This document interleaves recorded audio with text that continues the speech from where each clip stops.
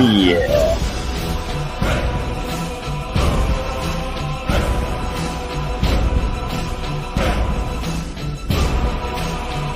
DMR copied and pasted. 51. Done. 70%. Won't change their mind. Done. Done. Done. Done. Done. Boom.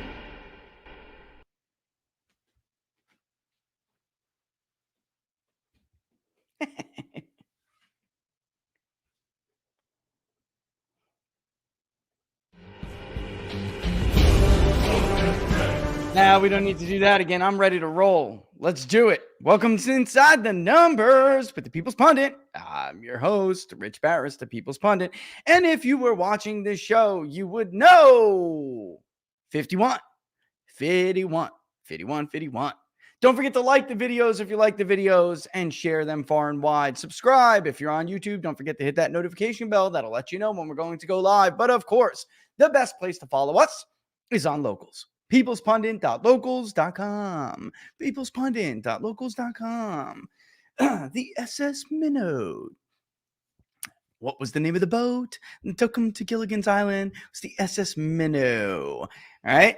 Sometimes you feel like you're in the know when other people aren't. The SS Minnow. All right, look, there's a lot of polling that came out that we're going to have to go over. But look, here's the bottom line. We're 35 days out until Iowa. We did this massive survey, the Rust Belt poll, from Iowa to Michigan to Minnesota to Pennsylvania to Wisconsin to Ohio. And I think it's very clear at this point that the Rust Belt poll led the way.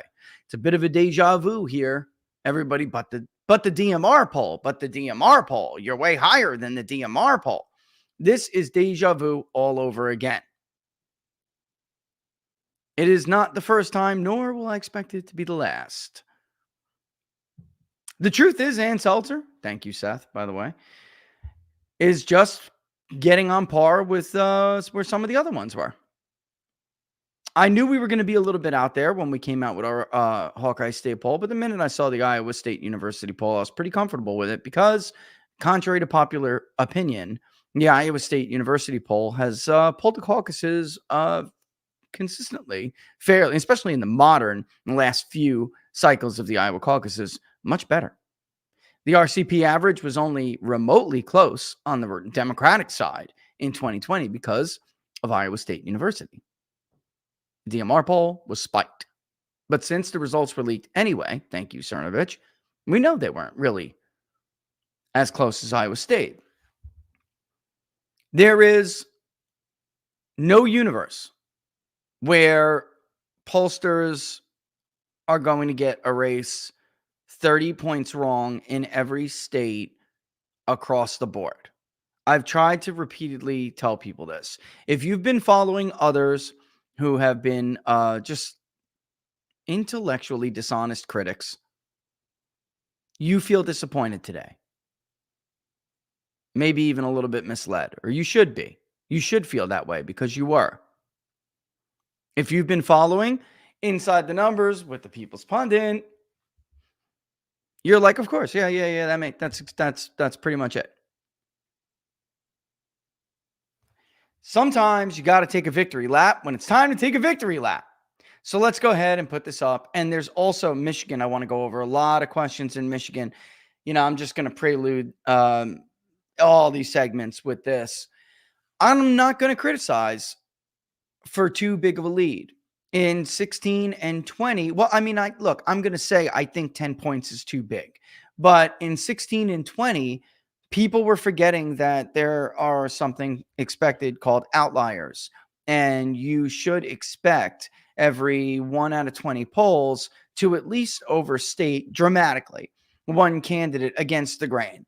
All right, so maybe this is what's going on here. This is 1 out of the 20. The rest of Michigan is showing a really close race. And then even in a state like Iowa, you have some where they're outside the consensus, folks, right? That's why we talk about these tranches so much. And when you have a lead that's so big, like Trump's, you know, an outlier is like a Trump plus 25. You're not going to get a DeSantis plus 2 anymore or a Haley plus 1. we're not in that ballpark of where that is even would be considered an outlier. Like Marquette for a while, another so-called gold standard that is just totally blown out of proportion and overrated. They were giving what were way outside even the realms of outliers for a while. Michigan, I think, would be a close race regardless. We have Trump up by 5 in that state, which was, I thought personally, too big of a lead, but the numbers are what the numbers are. And who the hell are we to tell the people, what maybe it is? Who knows? Maybe I'm wrong. I never in a million years would have thought Ohio was going to go for almost 10 points for Donald Trump in 2016. The biggest lead we ever had for Trump in Ohio in 16 was +5. Our final was +3. We understated him badly. So who am I? I'd have to go back and look at Iowa, and I have them right here. Iowa was Trump +6. That was our final in 16. And I can show you guys that in a bit because this has been going on for a while. That's why I'm not at all surprised to go over this Iowa poll today from the Des Moines Register. I remember sitting with Robert Barnes some 4 years ago, or slightly over 4 years ago at this point, because now we're in the month of December. But that's right. 3 and change. Sitting with Robert Barnes in August, having Trump up by 8 in Iowa, and saying to myself, what in the world is going on? Fox News, New York Times, the Des Moines Register poll either had Biden slightly ahead or Trump with a tiny lead. And here we are looking at a Trump +8. And I just was like, I'm not going to spend the money on a state that I know is not close, even though everybody else is projecting it to be close. Well, a couple months later, they all heard or mirror, whatever you want to call it. And the final with this particular poll is Trump +7. It was never close. Never. So again, deja vu. Let's read it. There's some remarkable overlap in findings. There's this new narrative out there that the polls are a psyop. Folks, so I would have to be in collusion with Ann Seltzer, and we both would have to be in collusion with Robert Cahaley, and the three of us would have to be in collusion with the pollster at SSRS, and they would have to be, all of us, in collusion with Gary at Langer Research, and they would all have to be in collusion with, we could just go down the list. The Morning Consult, Spencer Kimball at Emerson. We all don't agree with each other. In no reality would we all sit around and powwow and say, let's all get generally the same results and then overstate Trump's lead in some fantastical conspiracy to dupe the Republican primary voter into making them think he's a stronger candidate than he is. Why would anybody do that? Now, there is groupthink for sure, but that's not what's happening here. This is a rare moment when everyone's finding roughly the same results. Probably should be celebrated because it's different. It's something new, while we are forcing other pollsters to change their methodology. Pollsters that have done very, very poor jobs. Presidential races even are not midterms. Some of them may have had a good midterm record. Some may have had a poor midterm record. But then we saw this with the New York Times in 2018. They performed fairly well. There was some pretty bad misses in 18, but because they got the House vote generally right, everyone overlooked some of the other major flaws that they and others had. And when we went into 2020, they went right back to business as usual, overstating Democratic support. And the next thing you know, it was a bomb, a major, but worse miss than 2016, even though Trump ended up losing. Hillary Clinton never had a lead like they projected Joe Biden to have. And that's why I would tell Trump supporters, you can't rest on your laurels. You can't sleep at the wheel here because, CNN's got Trump +10 on in Michigan. Sampling errors are sampling errors. All right. Now, that is way outside the sampling error. Trump's lead is outside the sampling error. But you had Monmouth come out showing a tied race just a few minutes ago, maybe 45 minutes ago. Now, Monmouth is a horrible poll, even though they're rated A by 5 turd fake.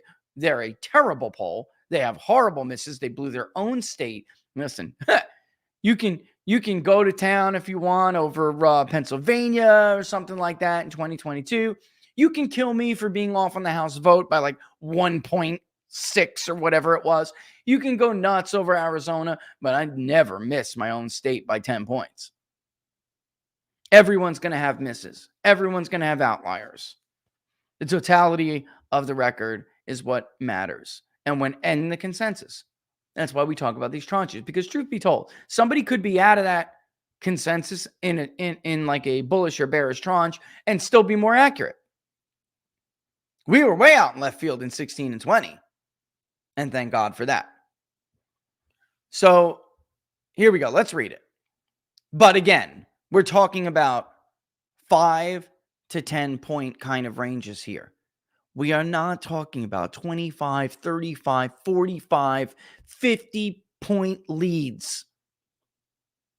And it's not just one state. It's not just one race. It's everywhere. Any idea what the likelihood is that we would all be wrong? To varying degrees, nil. Nil. So I'm sorry if you bought into something you wanted to buy into and it's going to hurt you while I do a victory lap today, but I'm doing the damn victory lap because I deserve it. Iowa poll, Donald Trump holds overwhelming lead. They're now characterizing this as an overwhelming lead. Ron DeSantis edges ahead of Nikki Haley. We had DeSantis a few points ahead of Nikki Haley. They had them tied in October. We did not. We had DeSantis always with a 1 to 3 point edge over Haley, even when she surged. And by the way, she surged by the same amount.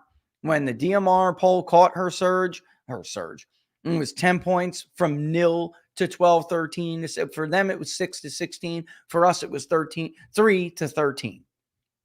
So very, very much within the same range and the same sampling error range, you know? But and identical surge. All right, so a new nationally renowned, boy, it's good to be in the click, isn't it? You could blow Biden's caucus support in 16. You could blow Trump's caucus support in 16. I mean, Biden's in 20, Trump's in 16, Sanders in 16, Hillary's in 08, Rick Santorum's. I know they may have gotten that one right. Maybe they got Huckabee right too. But I mean, quite a few. A new nationally renowned Iowa poll shows that a shrinking field has only made Donald Trump's lead grow as Nikki Haley and Ron DeSantis fail to capitalize on powerful endorsements. But they're not powerful. As the poll itself will show, they are not powerful endorsements at all. Once the governor began to run against Donald Trump, she killed herself. Once Governor Kim Reynolds, before the endorsement, at the end of the last quarter, when she began to appear with Ron DeSantis and sit for, and then she endorsed and sat for an interview that was not a well-received interview. Once that happened, even before that happened, she began to collapse. Because a political figure who needs the weight, who needs the image, who needs the support of another person, no matter how high they appear to rise, will never be able to topple the person that they needed in order to become the figure they are. You understand what I'm saying? And when it comes to the other endorsement, the religious endorsement, I'm not going to regurgitate it. You can see in the poll, he is underwater. First of all, half the electorate doesn't even know or care about him. He's old news. You want the truth? You want the hard-ass truth? Here it comes. Iowa, as I have been telling you for months, is not the same as the Iowa of 08 with Mike Huckabee. It sure is not the same as the Rick Santorum electorate, that obviously voted for Santorum in 12. It's not even the same as the one who gave Cruz a slight edge after a dirty little trick he pulled. The people change, demographics change, and this sure as hell not 2000 when Bush beat Forbes and McCain. Iowa is changing. Evangelicals are changing. They don't like their faith leaders all that much. You can see it. Many of them attend church less frequently, though they still have not forsaken God. What does that tell you? And his so-called powerful endorsement, according to their own poll, half of the caucus field doesn't even know who that man is, and those who do don't like him. And why? I can't imagine why. Maybe because even yet still this morning, he puts out that the poll shows opportunity. It shows it's a two-person race between Trump and DeSantis. Give it a break, man. You can support someone, but it's not cool to lie to your people. Maybe that's why you're disliked and distrusted. Give it a rest. This idea of consolidation, which is a point in fact, what he's still arguing for.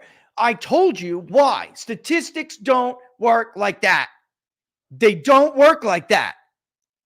You cannot stop, especially someone who's beloved by the party. He has the most positive favorability rating of any of the candidates.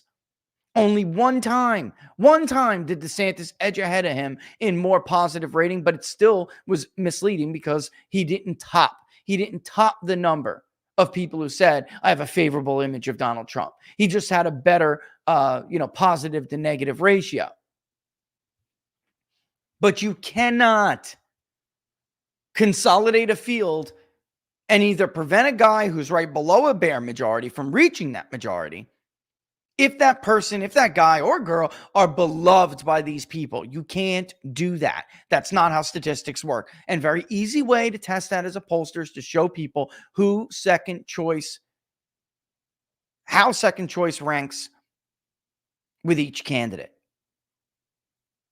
And when you have a footprint of 75%, when all the other people get out of the race, they are not going to prevent you from reaching a majority. That is unrealistic. And we heard it in 16. It wasn't really true back then. If we have time, I want to read something from Harry Enten because it's him trying to explain, like I have been trying to explain for weeks, why this was never true and never going to work. It's not 16, and even when that argument was made in 16, it wasn't particularly accurate. But this is not even close to the same kind of situation. People burned a lot of bridges so they could lie to their followers. No candidate is worth the trust and faith that people put in you. That should be the first rule of any political influencer out there. I don't care if you support that candidate, you hate that, whatever. They pay you, whatever. No candidate is worth the trust and faith. Then you're not really an influencer. You're an advisor who's faking being an influencer. You're an advisor who's faking being a pundit. You're an advisor who's faking being an analyst or an expert. And you traded the trust that people had in you for whatever you thought you were getting as a part of that relationship. And don't tell me you did it on principle, because you can't talk to me about principle when you lied. Don't make a principled argument to me when you have been lying for months. It's amazing, Laura. Well, I did it on principle. I truly support this guy because I have deeply held beliefs, A, B, and C. Shut up. Don't you inject morals into this when you have known for months that you have been lying to people. You have had adequate time to reflect on the corrections that have been given to you by people across the spectrum. And you chose to ignore them and lie anyway. Now you want to have 10 tweet long threads about why you have to have a come to Jesus moment today and why you truly believe this or that. No, you're a freaking liar. And I told you last week, folks, watch for the chameleon, watch the skins change right before your very eyes. Donald Trump's support now tops 50% in Iowa, where the former president has strengthened his already overwhelming lead over Nikki Haley and Ron DeSantis, neither of whom has fully broken away as the clear second choice. You know, Ann's going to make some real powerful statements in this that people are just, that they had to swallow and digest this morning. It won't surprise you because you're a viewer of the show, but because she says it, they have no choice. A new Des Moines Register NBC News Mediacom Iowa poll shows 51% of likely Republican caucus goers picked Trump as their first choice from president, up from 43 in the October Iowa poll. That's funny. What was our poll? Where was Trump in our poll? Somebody remind me again. What level was Trump at in the Hawkeye State poll as part of the Rust Belt poll? Right. 51%. Right. DeSantis, who has tied with Haley at 16 in October, has gained 3 percentage points to pull away from her in second place with 19%. That's not pulling away. Your overall sampling error is 4.4%. This is what I'm talking about with how polls are reported and how polls are being discussed. That is not pulling away. We have DeSantis a little over 3 points ahead of Nikki Haley as well. That is not pulling away, however. And I explained to you that at least Haley, the problem DeSantis has is that he needs some people to abandon Donald Trump, and they're not doing it. Nikki Haley, there is a risk that DeSantis will collapse, even though some people who are deciding, who are like, people who are looking for an alternative, I would not be surprised if we polled the same time as Ann, found 51% for Trump still, but 19 or closer, 18 maybe, who knows, maybe even 20. Support for Ron DeSantis, though, I'd be very, very shocked if he did hit 20 at this point. I mean, he could, absolutely could, and probably will. I'm just saying, if we polled, where would people be right this moment? I'd be a little stunned if he was at or above 20 because he has limitations. Haley, on the other hand, the benefit she has is that she doesn't have to worry about that. Her support, it comes from people. They know they don't want Trump. Many of them, most of them, don't like Trump and don't think he can win. You're going to hear all these arguments in a second, all right? But she could pull ahead in DeSantis in a lot of these areas, the suburbs I'm talking about specifically, because DeSantis could collapse. And those voters could say at the caucus, you know what? I know Trump's going to win this caucus. I'm just going to Trump. Caucuses work that way. People will debate. There will be Trump's precinct captains going there, showing them right now the CNN polls and the RCP average showing DeSantis losing in Arizona and Georgia, 2 states that his campaign used as a predicate to argue that Trump cannot be the nominee. Trump is now winning them both, going away, and DeSantis is losing. Haley's team will try to make the case that she's stronger because of these inflated numbers. I will point to you now the CNN poll and the Emerson polls.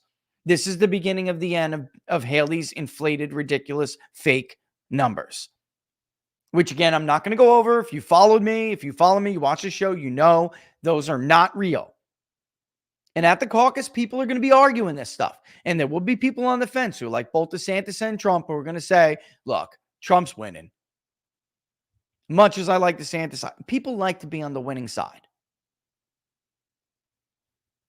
And I'm sorry, but when you see these numbers, you're going to realize Bob Vanderplatz is not going to change any minds. There'll be a few, listen, that's how statistics works. You could find a handful of people in a sea of caucus goers who will say, once Bob endorsed, I gave them my support. There's always going to be someone like that. But overall, people don't, it has more of there's more of a potential, like there was with the Reynolds endorsement, for it to backfire, considering he is underwater with Republican caucus goers. They don't like him. I'm sorry, I got tools everywhere doing Christmas decorations. All right, so there it is.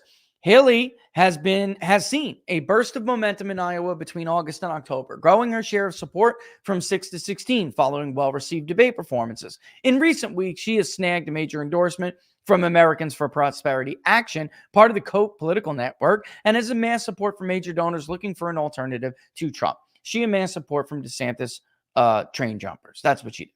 But those efforts have not resulted in a bump in the latest Iowa poll, and she remains flat at 16%, even as other candidates have dropped out. What was one of the major themes in the Iowa poll we did? Nikki Haley has fizzled out. Nikki Haley may have hit her ceiling. The field may have shrunk, but it has made, quote, the field may have shrunk, but it has made Donald Trump even stronger than he was, said pollster J.N. Seltzer, president of Seltzer & Company, which conducted the Iowa poll. I would call his lead commanding at this point. There's not much benefit of fewer candidates for either Ron DeSantis or Nikki Haley. In other words, you can argue with each other and you can talk to scream at each other's donors. He should get out. She should get out. I'll pull his hair. I'll pull her hair.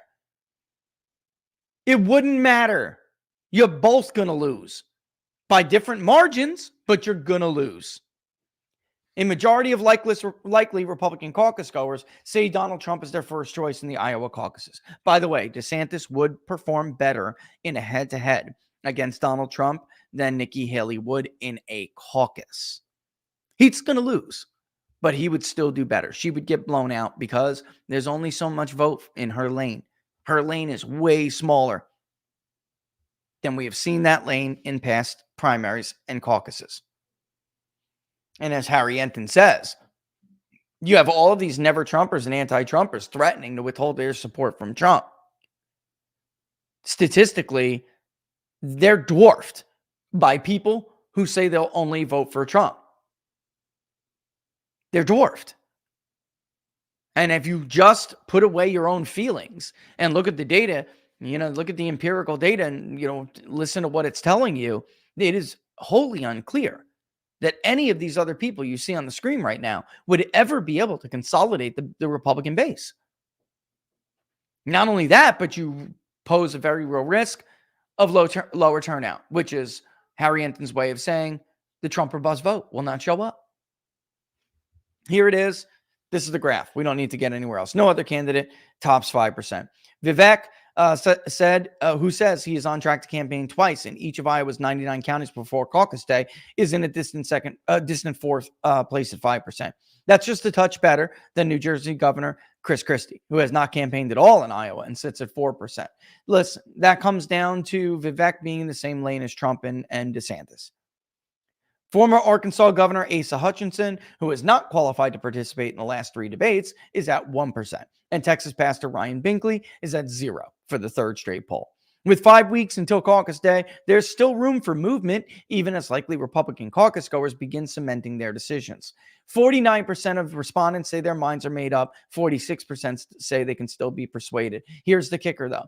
As we noted in our poll, all right, of all of the people who told us then they cannot be persuaded to change their mind, 80% are supporters of Donald Trump.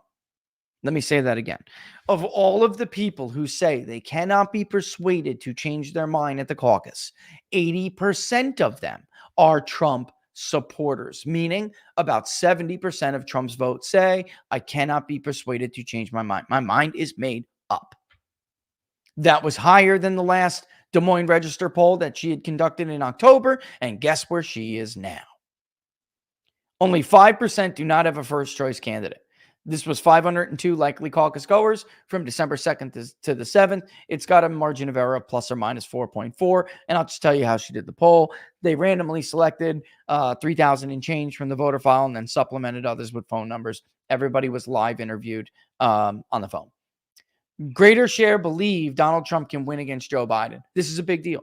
While the rest of the field is largely stagnant, Trump's hold on his frontrunner status has only gotten stronger, even as his criminal trials advance and his legal fights come in a sharper focus. The share of Iowa's Republican caucus goers who are confident that Trump can win election against Biden, despite 91 felony charges he faces over 4 criminal cases, has grown 8% in October. And let me just bring up, as part of this stupid argument about the PSYOP, all right? It's looking like the way things are going, it's looking like Trump's only likelihood of being convicted is in the DC case. All right. However, the District Court of Appeals has already handed one rebuke to chalk it, right? Eventually, the Supreme Court's going to have to hear all of this. I am dubious claims about, I wouldn't vote for Trump if he was convicted. There will immediately be an appeal, folks. And optically, Trump is not going to be, taking a picture of him behind bars in an orange jumpsuit. Like, this is not going to happen. And we've seen this. 24% of Republicans say they'll never vote for Donald Trump if he's impeached. He lost 9% of the Republican vote. That's it. Same thing with the indictments. If Donald Trump is indicted, would you, then what? Well, in reality, his primary vote just got stronger. He has 91 counts. Look at him in the general election. The Wall Street Journal poll said that it essentially makes it a Trump +4 race to an even race, Biden +1. Well, guess what? I love you, babe. I'll see you soon. Don't forget I texted you what I wanted. Go get that ribbon, girl. Love you too. We couldn't find our Christmas ribbon for our tree. And it's a very distinct ribbon. She hunted it down. She thinks she knows where it is. She's going to go get it. We can't finish the tree without the ribbon. The ribbon is the first go. We can do the kids' tree, which is the real tree, but the main tree, it's a spruce. It's just standing there in glory, lit. It's beautiful. But anyway, getting back to this, a Biden +1, guess what? Isn't still highly likely to be an electoral college victory for Donald Trump. The voters of Michigan don't seem to give a rat's you know what. Neither do the voters of Pennsylvania, et cetera, et cetera. 24% say that Trump's legal challenges will make it nearly impossible for him to win, which is down from 32 in October. Why? Because the reality of the situation is pouring in. Listen, let me just say this. The major reason I'm so dubious of these claims, I'm so skeptical. Presidential elections are A/B tests. Do you think if the FBI and the Justice Department were still credible in the eyes and minds of American voters, then it would probably hold some weight and sway. A lot, probably, likely. But because nobody trusts the FBI anymore, nobody trusts the Justice Department anymore, especially not the new coalition that Donald Trump is building right before your eyes, in case you haven't noticed. You think black voters care what the Justice Department and the Phoebes have to say about Donald Trump? They don't give a damn. They know who those people are. They knew better than most of you. Think Hispanic working class voters care? They don't give a damn. And even some of those white collars, rich white people who, don't like Trump's style, didn't like him, and how he did things, are starting now to look at the system like Tucker. I ran that clip last week on purpose. And say, this is it for me. Because guess what? They do this to him. We're all in deep trouble. If the FBI was credible, if the Justice Department was a credible institution and not thought of as a criminal organization like most Americans do, then maybe things would be different. But they're not. Which of your best... We don't need to go over this thing. I just read it. There's a divide between DeSantis supporters and Haley supporters, however. See, this is what I mean. DeSantis' challenge is that he's in the lane with the man, and you can't convince people to drink light beer if they have a real beer right next to them. Listen, among DeSantis supporters, more think Trump can win regardless, 59%. Only 36% say it's impossible. That's basically what it was overall in October in this poll. That's bad for DeSantis. That means 6 in 10 of DeSantis's caucus goers are going to be receptive to that argument that I just made to you when they're at the caucus. How I just tried to describe the scene of a caucus and how it works. 6 in 10 of DeSantis's voters are going to say to themselves, you know what? Let me hear this out. The majority of Haley supporters, 65, say it's nearly impossible for him to win. Another 34% say he can win regardless. This is one of the biggest findings of this poll, aside from the fact that it mirrors ours. It is one of the biggest findings because it's very telling. This is why I say, even though Haley does not have the organization, Haley does not have the support that DeSantis has, both of their support is very weak. And Haley supporters are more never Trump than DeSantis's. DeSantis supporters still like Trump. Here's another of one of the main things that I have tried to tell you. Barnes has tried to tell you. Barnes and I have been trying to say this for a long time. People on Team DeSantis, Cruise Crew 2.0, were literally modeling their strategies on campaigns that were barely successful in a bygone era. The Iowa caucus electorate has changed and continues to change to this day. The Hail Mary strategy in Iowa was the dumbest thing that anybody could have done. 3 in 4 likely caucus goers say Donald Trump's views strike the right balance. Folks, tens of millions of dollars later, trying to make Donald Trump pro-choice, trying to make Donald Trump pro-transgender surgery for children, trying to make Donald Trump this, that, and the other thing. They didn't realize that even in Iowa, voters have changed. Criminal justice reform didn't sell the way they thought it was going to sell. I'm against the First Step Act now. Republican voters are different than they used to be. And the consultant class who ran DeSantis' campaign and the people around him just never got that. Nearly 3/4 of likely caucus goers say Trump is, quote, the Goldilocks choice when it comes to ideology. 71% saying he's neither too conservative nor too moderate, but is instead about right.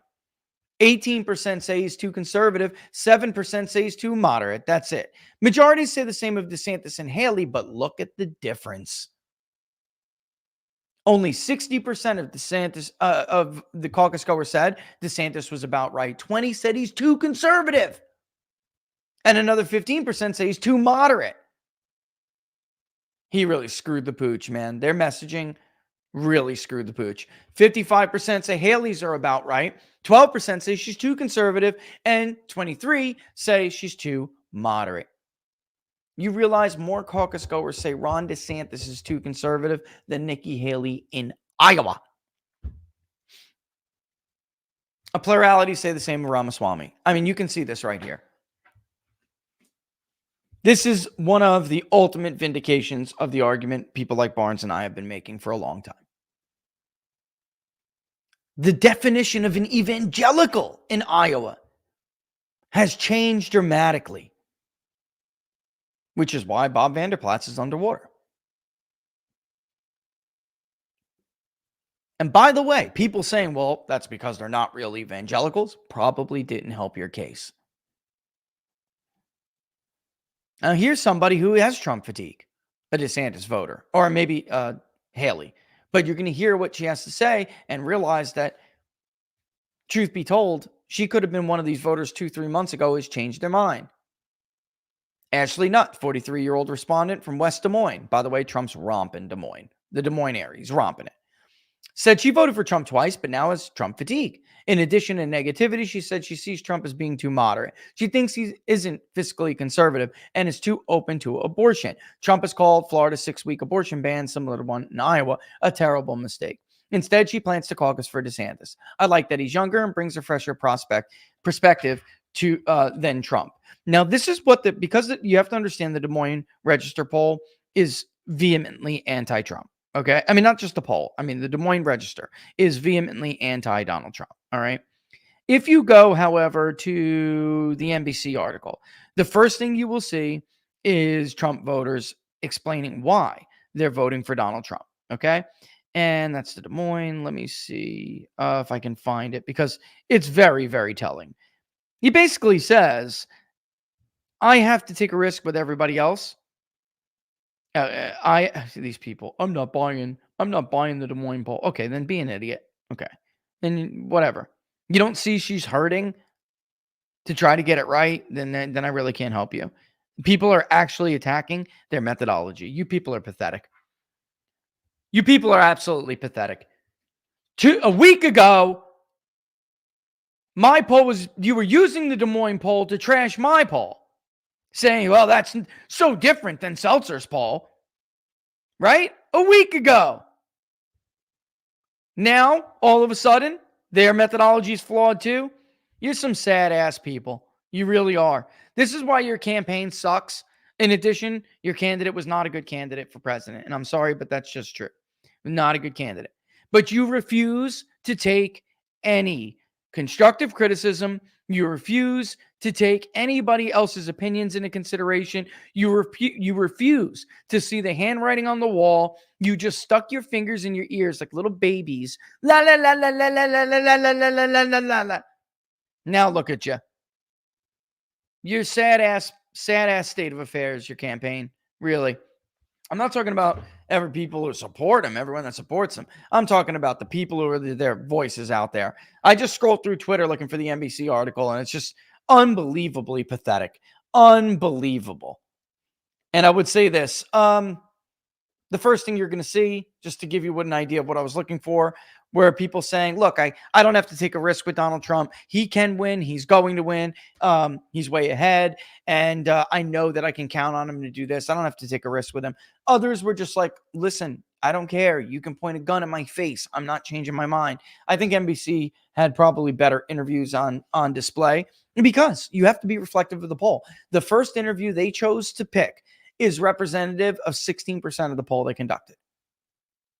Why would you do that? That's an editorial decision. Why would you do that? I think they did take the correct approach to the pandemic. I like that he was willing to change his mind. He was more locked down originally, and then he did change course of action when he had more evidence. Really? Because that's not at all what the campaign had been arguing for months. That's why, again, criticism they refuse to take. Miss Nutt's going to support him, and that's fine. But how many other than her did they turn off by lying? Their version of the events of the pandemic was not that, and he never locked down. He never locked down. You would have won more people with the honest approach of what Miss Nutt, how Miss Nutt just laid it out. If you would have taken that approach, you would have won more people. Donald Trump leads every single demographic group and expands the strength with first-time caucus goers. Did he lead with every demographic group in ours? The first one I'm going to go to immediately is advanced degree. Advanced degree, but Ann didn't do that. He led with 4-year graduates. We broke down advanced and 4-year. I don't think she did. I think she just did college, non-college. Trump has grown his lead over his next closest competitor from 27 points in October to 32 now. His lead is the largest in Iowa poll history at this point in the race for a competitive GOP contest. So when you see people out there like Bob and others continuing this ridiculous nonsense about how we've beat the polls before, you have never beaten a 32-point lead. Mitt Romney was ahead by 1.3. Rick Santorum won by 1/10 or something like that. Mike Huckabee was ahead by 3 and change. He won by 8. Donald Trump was ahead by 4. Cruz won by a few. So 5, maybe 10 points. Obama. That's the only, that's it. To sit here and continue to argue on December 11th with the caucuses 35 days out, that you're going to somehow reverse a 32-point lead with this many people digging their heels in, with this many people saying they won't change their mind, with the field consolidated, with less than 5% being undecided, is intentional deception. You are lying to people, and you know you're lying them. It is time to be honest. And I'll even give him this. We had 8% undecided. Ann's got 5% undecided. So let's equally distribute them between Ron DeSantis and Nikki Haley. And what you have is Ron at 18.5 and Haley at, let me just do this in my head, 14.5, so 15. So we would have Trump 51, DeSantis 18.5, or Trump 51.3, DeSantis 18.5, Nikki Haley, it would really be more than that then. Hold on. It would be 15.3 or something like that. Very, very close. And that's if we don't give any of those undecideds that are the difference to Donald Trump. Come on. The former president leads with every demographic group tested. He leads with every age group, with self-identified Republicans, with independent caucus goers. He leads with those who have a college degree and with those who do not. That's because she's including the 4-year with the advanced. If we did that, we made a variable that was just college, non-college, he would be as well. He leads with across every income bracket. He leads with evangelicals, often a consequential voting bloc in the Iowa caucuses. Often it is. He leads with rural residents, suburban residents, and city dwellers, urban. Quote, Trump's competitive position has improved markedly, Seltzer said. Trump does best among those without a college degree, 61. We had him at And I remember in Iowa, it was one of the less, With those who have a high school degree or less, we had them at 59.6, so 60. Those who have an associate's degree, 55.5. And I'm just telling you because of how mirrored these surveys are. Among evangelicals, Trump leads with 50. Oh, wait, though, I did skip some.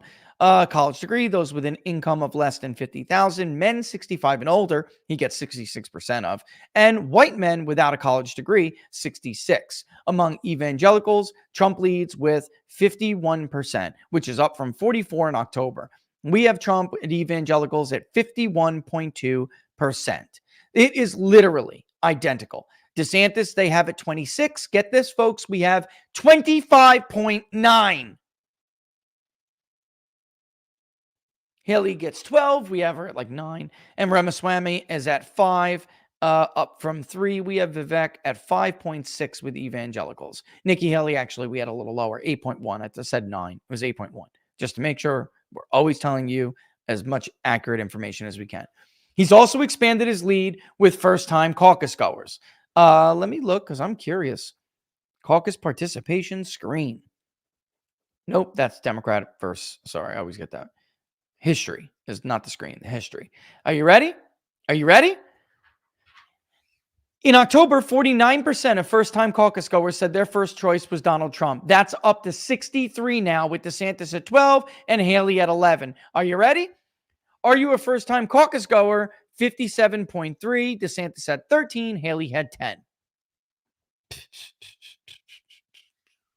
I just think our voting in election is broken, and I want to just put more into it than just going to vote, said Danielle Eknoff, a poll respondent who plans to caucus for the first time for Trump in January. Welcome, Danielle, sorry. Welcome to the political process. Good for you. But get this. Eichhoff is a 62-year-old small business owner and a resident of Eagle Grove. How many times, folks, did I tell you? It's younger voters, of course. We've been drilling this. But the Trump or bust and the Trump new voter is not just someone who's just newly eligible. If you could believe it, it's more than the new voters he brought in 2016 and more than the new ones he brought in 2020. You cannot get these non-2020 electorate margins. I did not vote in 2020. You cannot get those margins with those people, those first-time voters, with just new young voters. These are massive margins. And she doesn't trust the electoral system after 2020 and believes it's time to step up. She said she's lived in Iowa and has been around the caucuses, but things have always come up in the past that have prevented her from participating. She said her support is firmly behind Trump this cycle. Quote, I've looked at the other candidates. I have studied them and I've tried to learn more about them. I mean, I'm not a close-minded person, but not one of them has impressed me. There's the trend for the last 3 Iowa caucus polls. She believes it's important to participate in the caucus going forward to protect their place on the political calendar.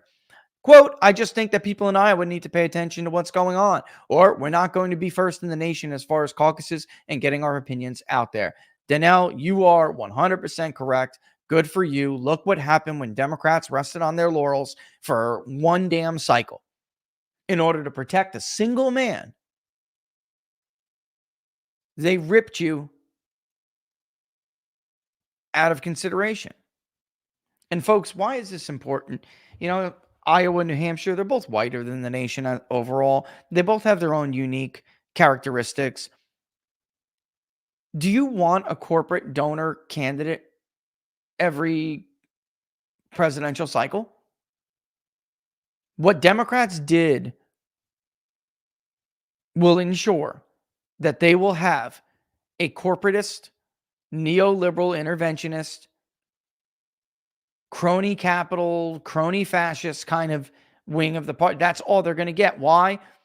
Iowa and New Hampshire are first in the nation for a reason. You can compete. You don't have to be backed by the big donor class, by Wall Street, by big pharma, by Silicon Valley, by big tech, by big media. You don't have to be backed by them to compete in these states. You can get in your pickup truck and you can drive around and shake hands. You can go to the Iowa State Fair You can go to the Manchester Police Department. You can do the full 99, the full Grassley, and visit every 99 count. Anyone could basically do that on a shoestring budget. So good for Donnell, who understands you take that away. Both parties are going to have corporatist hacks. They're going to be run by the donor class. There'll be nothing but rent-seeking whores, and that'll be the end of it. Even among his weakest demographic groups, Trump still leads his competitors. That includes independents. 36 say they're going for Trump. Let me see what we had. I just want to go through this because very close. We have independents and third party at 45% for Trump, 24% for Haley, 9% for DeSantis. They have 36 for Trump, 23 for Haley, 17% for DeSantis, 8% are with Christie, and 7 are with Vivek. We had Vivek at 6.4 and 5 for Chris Christie. Trump also gets support from 30% of white men. We already been over this. Suburbanites, white men with a college degree, and 39 of those with a college, and 39% of all of those with a college degree. Here's the footprint and the favorability is a big deal. In October, there were some bright spots for DeSantis. His footprint, including those who said he was the first or second choice, considering him, were about equal to Trump's. He was viewed favorably by the highest percentage. Now that's gone. Trump has overtaken DeSantis. Overall, 76% say they are considering caucusing for Trump. That's up from 67 in October. That 76 includes 51 who say he is their first choice. Another 13% say he is their second choice. Folks, this could end up a blowout. For anyone still shilling on X right now, this could end up a freaking blowout. We've never seen this kind of number, this kind of advantage in the Iowa caucus in a so-called open contest. We have never seen this before. 64% are first and second choice, and 11% are active consideration. That's 3/4 of the electorate. DeSantis is at 2/3. The problem is it's unchanged. And his footprint is only 19% who say that he is their first choice. Even when you give him his second choice, he's still below a majority. That's not good. Haley's footprint is only 52%. She'll never win the Iowa caucus. Never. All right, let's moving on. But she could surpass DeSantis because of so many DeSantis supporters who are not, their mind is not made up that he is their first choice, let alone their second choice. And they at the caucus, he could completely collapse, even with his support, with his his machine. Trump now is the highest favorability rating he scored in a pre-caucus Iowa poll, besting DeSantis, who's viewed favorably by the largest share of likely caucus goers. Trump's favorability is at 72 after being at 66 in October.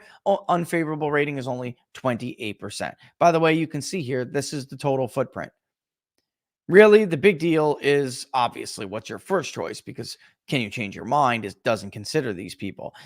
So he's already at a majority in first choice. And when you couple, the considerations, the rest of the footprint together, second, and I'm considering actively, 76% is a big number.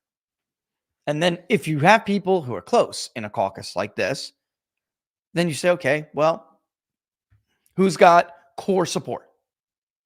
Which is what we did. First choice isn't totally core support. Core is, he's my first choice and I'm not changing my mind. That's what we call core support. They have very similar numbers. It's not even close. The difference in core support is 30 points. 30 points between Trump and DeSantis. All right, so moving on, we get the unfavorable. DeSantis' unfavorability rating has ticked up. It's now 29%. His favorability is 66. Haley's unfavorability is 31. Her favorable is only 59. If we have time, it's 12:57. If we have time, this is what I'm talking about with Harry Enten. Most Trump supporters are enthusiastic and locked in. I got to get to a break here, but you get it. Among those who name Trump as their second choice, 70%, just like our poll, say their mind is made up. 30% say they could be persuaded to vote for someone else. For Trump's competitors, it's not even close. 30% say that their minds are made up for DeSantis, and that is exactly what we found, 30.9, all right? Almost exactly. While 70% say they can be persuaded. Haley supporters, 34% were locked in. That's up from what we found. We found 20%. And then, of course, Trump is got more enthusiastic support. All right. So enthusiasm has waned, though, for both DeSantis and Haley. They're fizzing out. People are less enthusiastic to vote for them. And look at this. Nearly half of the caucus goers who picked Trump as their first choice are extremely enthusiastic. Look at this. Folks, this is over. This is over. $100 million for this. I'm going to stop it here because we have to go to a commercial break. $100 million for this. I'm sorry. Who's the grifter now? Unbelievable. You lied to people this badly. It is Dustin, it's absolutely. I just looked at Dustin's comment. It was in the corner of my eye. This is more of a battle for second. This is absolutely a battle for second place. Can we get real? She says there's still movement. A movement for what? The bottom? Give me a break. It's time to be honest with people. And delegate math is very important. It is now December 11th. Can somebody tell me the last time the frontrunner blew a 30-point lead in the Iowa caucus that they had in December? 35 days before the caucus? Tell me the last time that happened. Never! Never! That has never happened. Let's take a real quick break. So sad. Look, folks, recent clusters of respiratory illnesses in northern China and now outbreaks of what is being referred to as the white lung syndrome in the United States are littered across the headlines right now, shining light on the need to be prepared for unexpected medical emergencies. With almost 90% of pharmaceuticals in the U.S. being produced outside of the U.S., will you have what your family needs when that next crisis hits? Like we saw with COVID, countries clamp down on exports and stockpiles during crises, causing the price of drugs to rise and pharmacy shelves in America get empty. This is already starting to happen, as was reported by CNN and others. And not only that, will your doctor even agree to prescribe you ivermectin or a Z-Pak when you need it? You guys have heard me talk about this before, but I'm bringing it to you again. The Wellness Company's medical emergency kit. This kit includes 8 life-saving meds like amoxicillin, Z-Pak, and ivermectin to help keep you and your family safe in the face of natural disasters, supply chain shortages, medical emergencies like white lung or COVID. It also includes a guidebook for safe use. In a time when over 40% of Americans say they would avoid a doctor or hospital unless it was a catastrophic situation, the Wellness Company's medical emergency kit provides a solution. Go to twc.health/TPP. The link, by the way, is absolutely in the description. Okay. twc.health/TPP. And use the promo code. That's really at the end of it. That promo code TPP will save you 10% at checkout. Wellness Center. I've got it for my family. Laura and I just jumped all over. It's started by Dr. Peter McCullough. It's committed to supporting individuals through these unforeseen challenges. And again, a medical kit, it provides a solution to almost any unexpected disaster, from skin infections to pneumonia to COVID. By the way, last time we went, our kid was sick. We all got the crud recently. Like 90% of Walmart shelves in the drugstore area were empty. Absolutely empty. Just be prepared for the unexpected. Listeners, viewers, go to twc.health/TPP. Use that promo code TPP today. Save yourself 10% off at checkout. And by the way, that little kit is like your only portable little dock in a pocket.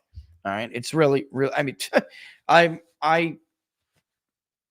can't imagine anyone not deciding that that's a great idea. That is a must-have. It's right up there with our friends at 4 Patriots. You absolutely need to have and be ready for this kind of stuff.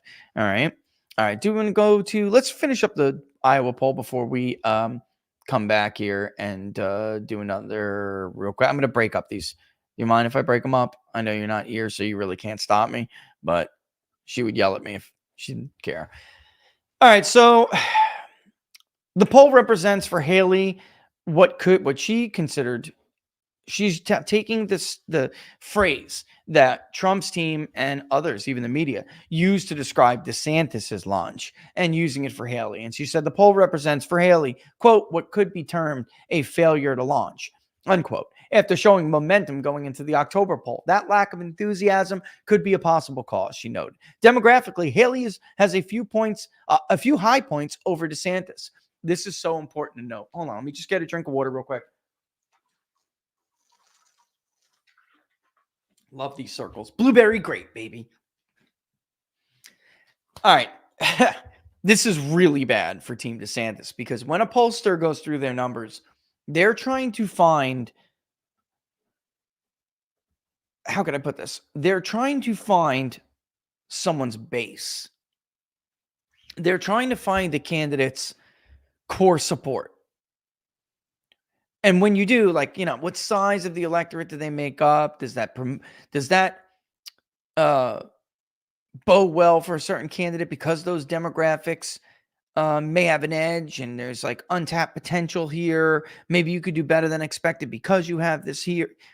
Every pollster is always trying to find that. Here she's trying to go over that, and she's really not finding anything for DeSantis for the reasons I had already brought up, but it's in her own words here.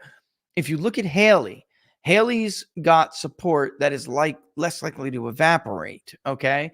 And if there is a last-minute shift, she could surpass him at the last minute because of a potential lack of enthusiasm, a drop, a return of Trump on DeSantis' side, and Haley having these undecideds within these certain demographics go, I'm going to go to DeSantis instead of her.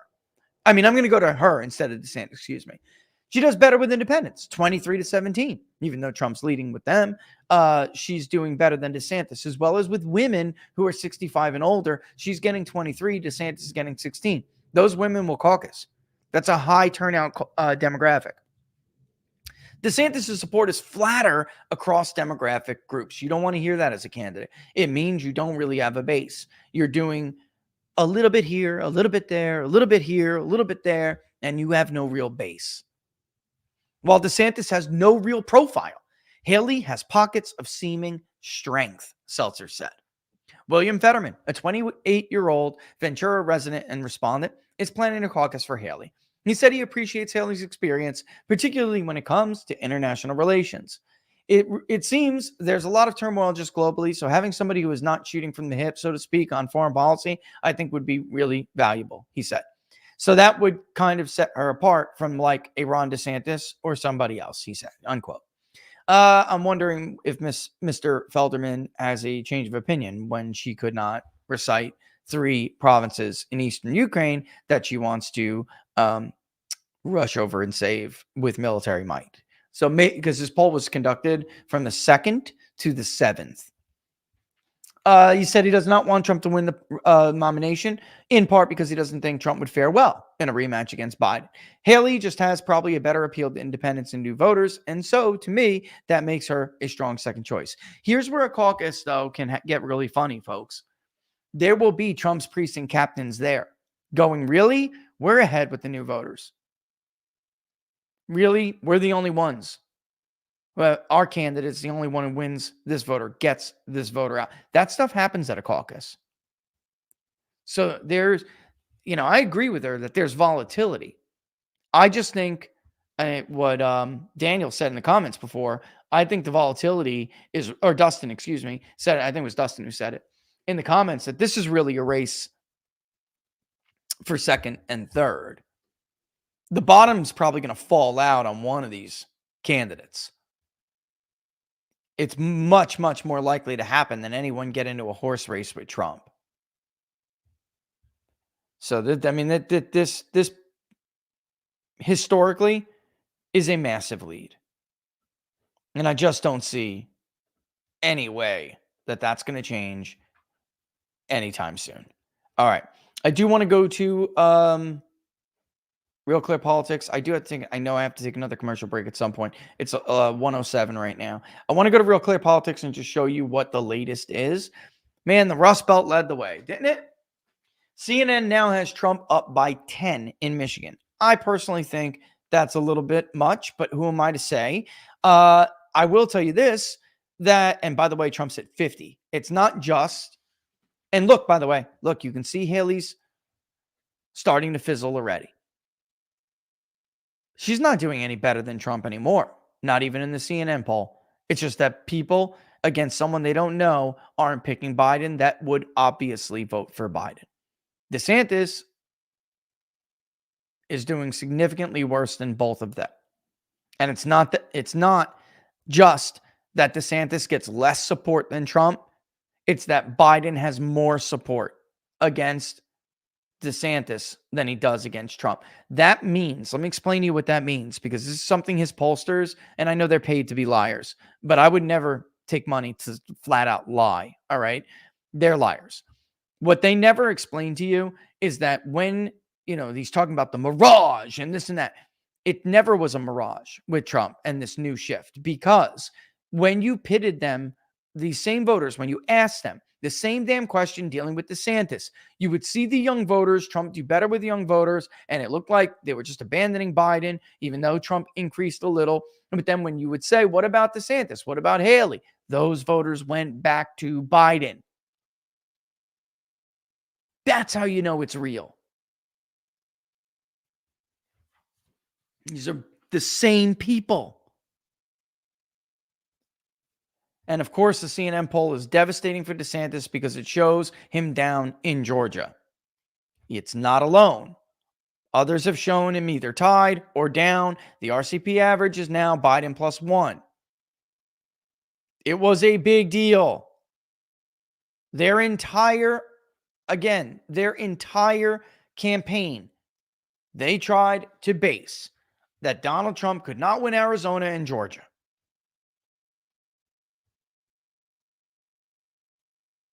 This is catastrophic for them and their entire argument. Wall Street Journal had a tie. That's Murdoch lying. I'm sorry. With the Haley +17 is ridiculous, and I would have been embarrassed to release that poll. Embarrassed. That's why I get super, super, super sus, folks, when I see those and I don't get, how we release the crosstabs, how our crosstabs look. All right. For instance, let me show you. It's the Hawkeye State poll. Let me grab that because that's up there. I was looking at it. Here's our crosstabs. Let's do all rows, all columns. Hold on one second. Here they are. All right. Now you can see the same 920 people, no matter what question we're asking. Right? It's not some PDF that's put out there and you just got to take my word for it. It says definitely Haley, probably Haley. That isn't, again, they're getting away with that because they're the Wall Street Journal. But I don't really care. It's Murdoch Inc. It is not serious to release a poll like that. But generally, they were conducted a little bit older too. So you can see how with Emerson and with CNN, Haley's, the shine is, it's not even that the shine is coming off. It's that she never really had a shine. Nobody knew who she was. The neocons coming out, the image is coming out, and that's going to be the end of it. When that is what happens, because I said presidential elections are A/B tests. And when you have an A/B test, an A or B is a generic against an unpopular A or B, depending, that generic is going to do very well, especially if it's among high interest voters. And that's why we always had Haley low, like Harris, like Harvard, like Emerson. We're reaching voters through different places, and I'm telling you, we're reaching a wider swath of voters. That's much. I'm not even I have no problem saying this. Much more likely to be representative of the electorate than high interest voters you reach the way they did. All right. And by the way, notice they may sneak in there. Everybody, when we started using online components, everybody had a problem with it. Now everybody's using them. We started to use peer-to-peer, or text online. Everyone had a problem with it. The Wall Street Journal. So we had to reach some people, texting them, providing them a link online. Some people? The hell does that mean? Can I get a little column in your crosstab that says mode, please? Is that too hard? How many people did you interview through that mode? It's not that hard. Here, you know what? Not to make a mockery out of anybody, but we take a lot of crap, and I think it's worth. I really do think that it's only right. Everyone else has to listen to this and listen through this. Here we go. Here is the raw data from the Rust Belt poll. When it is conducted in some way, shape, or form, whether it's online or whether it's through phone or whatever it may be, all right, it comes out in raw data. The data when it is either interviews are inputted into Alchemar, or because we use Alchemar. I love Alchemar. Whether it's inputted like that or it's, somebody is texting being texted a link and then going through it. Alchemar, as cool as it is simply just spitting out the data to a spreadsheet, which we then dedupe against, or what are everyone has a different name for it, deduped against a voter file, validated against a voter file, and some are removed because they're not validated, et cetera, et cetera. And you can probably see that there are immediate ones that jump out at me. It is entirely possible in Combine that we were able to fix some of that, and then that's where it goes. But look, very simple. Mode, online. And then we even separate them. Mode, SMS. Here's Ohio. That was Pennsylvania, by the way. Is this very hard for you to put the freaking mode in there? Is that incredibly difficult to show everybody?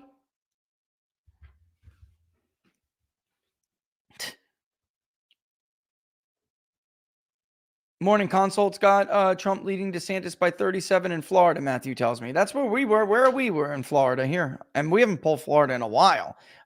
We were one of the first ones to poll it. And we showed that trend.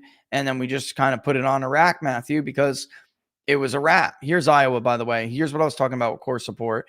Here's the demographics. I mean, the Des Moines Register poll mirrors the Rust Belt poll. The Hawkeye State poll, part of the Rust Belt poll, totally mirrors it 100%. And here you can see where I changed it to hexagon. It just made it easier for everyone to go around and click on. All right.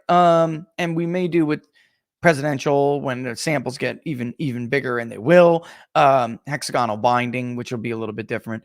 Last time we did Florida. Where are you, Florida? Wow, we've polled a lot, haven't we? We sure have. That's the general election. Man, August, Matthew, was the last time we polled Florida. Let's see it. Come on. Come on. What's going on? It's loading up. Why is it doing that? I've never had to do that before. Let's redo it. This is awfully weird. I see the blue thing just kind of frozen.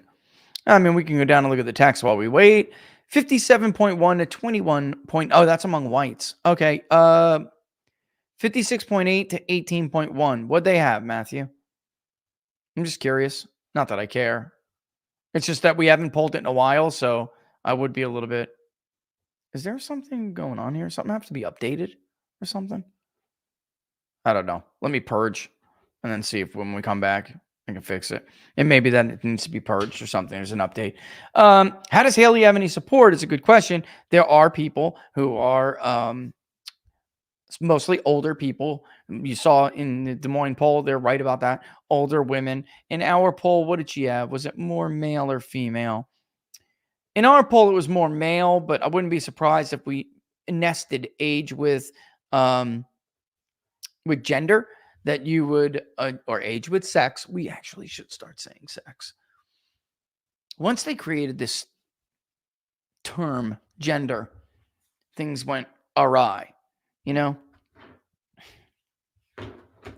And what if we did, I wouldn't be surprised if some of the older people, older Republican, traditionalist Republicans did in fact find that. Looking at going, because I want to just, again, it's sex, Jonathan. Right. It is sex. And I'm stunned to see people like Spencer, and I know he's polling for a university, but I'm stunned to see Spencer put non-binary in there. I thought he would hold out a little bit longer. There is no non-binary in exit polls. All right. There is no non-binary in census data. So how the hell could you possibly add that as a choice as a pollster if you found yourself needing to wait for gender? Do you know for a fact whether more biological males identifying as binary, non-binary, whatever the crazy crap is, do you know whether or not that comes from more biological males than females? Like, how would you know your representative if you're non-binary? How would you know that?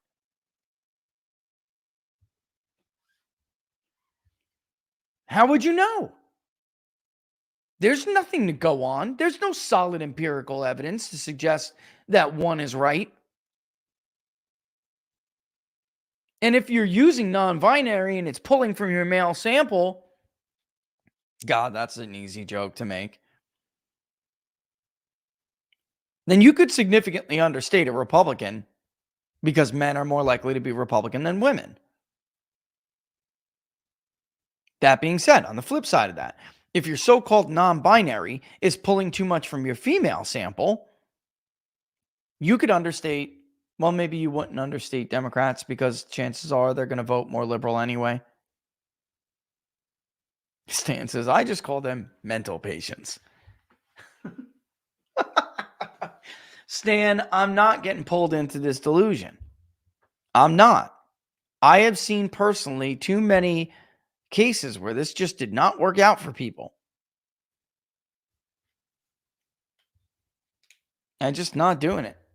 If there was some kind of, I am immediately, and this is just me being a data guy, when professional class hacks, who I already am suspect of and don't like, toss 40, 50 years, 4 or 5 decades worth of data for an ideology or what I strongly suspect to be a financial and ideological incentive, there's a problem for me. Years and years of studies in Switzerland at Johns Hopkins, tossed in the garbage, considered bigoted, so they could get grants, other funding, not be called bigots themselves. No, thank you. Things like that is how we get like COVID, things like that is how the scientific community really gets run amok. And people all the time ask me, how do you not toe the line on, how could you be a data guy and not toe the line on climate change? And my answer is I am a data guy. Guess what? The climate has always changed. That's what the data tells me. The data also now tells me that you only get money if you subscribe to being a climate alarmist, excuse me. I know of and personally know people who were considered greenies at the beginning of the climate alarmist movement, who studied things like polar bears and ice caps. Once they found the wrong finding, they were ostracized, made into pariahs. I know of a woman who is married to a black man and yet found something that they didn't like, as a geneticist, and she was destroyed. Don Smith twice interviewed the woman who she's a scientist who used to be the foremost authority on polar bears. And the minute she said, oh, you know what? Things are looking better. Polar bears are recovering. They ruined her. They took all her money. She lost all of her jobs. That's not science. That's the kind of stuff, it's the opposite, actually. That's like how that's the kind of crap Galileo had to deal with. The only difference is you don't end up getting put to the stake.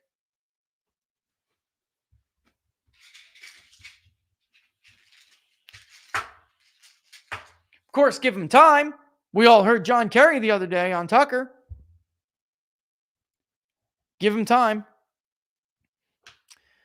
All right, I want to read this from Harry Enten. This has got to be up next because this has got, I mean, this is, we call this a reality check day. We call this one of this kind of episode is a reality check. Also a little bit of a victory dance, you're the GOAT, right? Day. We all need them once in a while in our lives. And when you have what Sean Parnell calls the most thankless job in the world, you better take time to do it once in a while. Is this the mobile version?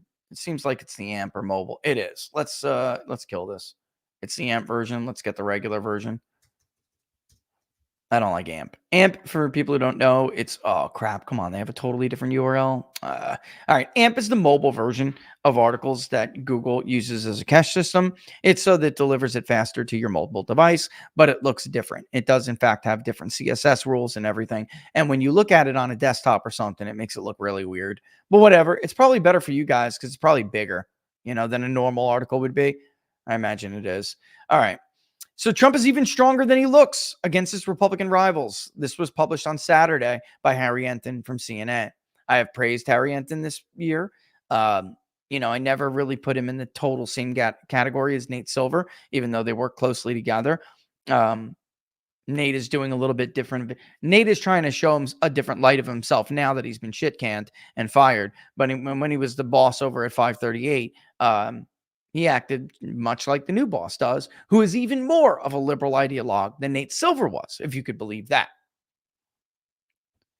So here's Harry. And he's been more honest than most of the election mafia. And I think he's done a pretty damn good job this cycle. So I've pointed to him several times here. Polls continue to show Donald Trump with a massive lead over his competition for the Republican presidential nomination. And by the way, when he gets to the early state numbers, remember, he didn't have the Iowa poll. He talks about the recent one in October. Yet many of his supporters continue to hold their fire against the former president. They may be doing so in hopes of eliminating all their non-Trump competition before taking on Trump himself. The problem with this plan is that it won't work.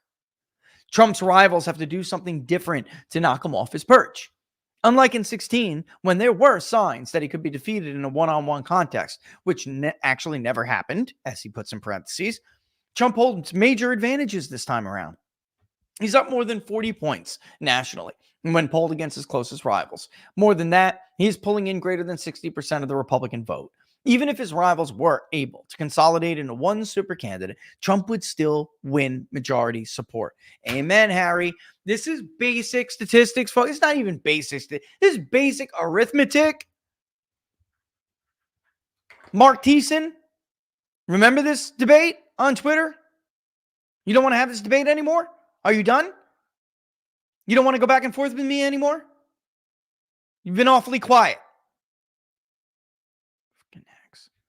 This is very different from where we were at this point in the 2016 cycle. Trump was getting somewhere around 25 to 30% of the GOP vote nationally. Additionally, it's not at all clear that any of his 24 rivals can unite the Republican primary voters not supporting Trump.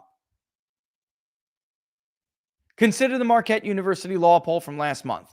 Another overrated poll. Trump corralled 57% of the vote in this national survey when matched up against all of his other GOP competitors. When just facing DeSantis, he went to 65%. When up against Haley, he got 70%. And by the way, again, this is in the Trump bearish tranche. Marquette was out in left field. When everybody had Trump plus 20, Marquette was still publishing DeSantis plus 2s. They're out of their minds this time. We didn't see such numbers in 2016 when Trump was on his way to locking up the nomination. As late as March of 2016, an ABC News Washington Post poll found Trump trailing both Rubio and Ted Cruz in one-on-one polling. That is, there was a legitimate argument back then for Trump's rivals hoping to become the last candidate standing against him. Today, it doesn't make much sense. The same is true when we concentrate on the early state polling, even though Trump is weaker there than he is nationally. Trump is the first or second choice of a majority of Republican caucus goers or primary voters in both Iowa, 55, was the recent Des Moines before this one when they were considering first and second choice. Now he's in the 60s. And New Hampshire, 54% in the latest CNN UNH poll. The University of New Hampshire poll is one of the, it's not a good poll.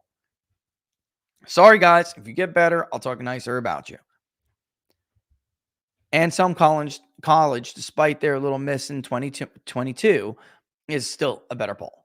The fact is that the depth of Trump's support among Republican voters is actually stronger than the horse race numbers against his primary rivals would suggest. One of the best ways to gauge a candidate's ceiling of support is to look at their favorable and very unfavorable ratings. The latter, especially, is important in a primary when most of the candidates share the same party labels as the voters and are liked. Trump's very favorable rating was 51% among Republicans in the Marquette poll. And again, they always have Trump lower than the consensus.